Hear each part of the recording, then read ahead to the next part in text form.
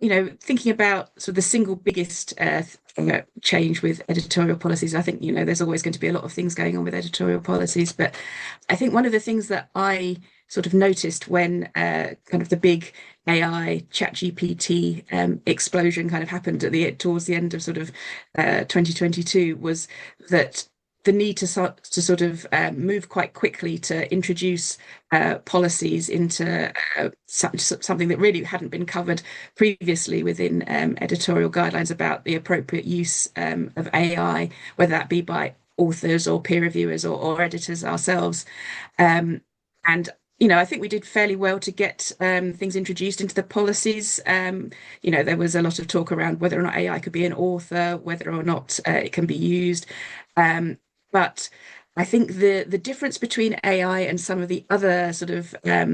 things that have happened in publishing over the years is that it's continually evolving.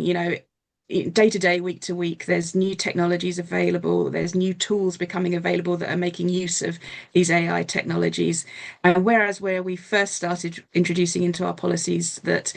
specific rules, it can't be used for this and that, I think what we're having to move to more now is the need to be more agile and adaptable enough to be able to encompass any updates to the technology as they're emerging, but at the same time maintaining clarity about the need for all of us, but today's thinking specifically about peer reviewers, to remain accountable to keeping that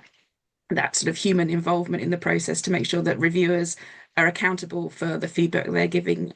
to the editorial team upon which we're basing, some very important decisions. So I think it's that agility, but also that clarity that is something that will need to be something that's really focused on regarding policies over the next couple of years.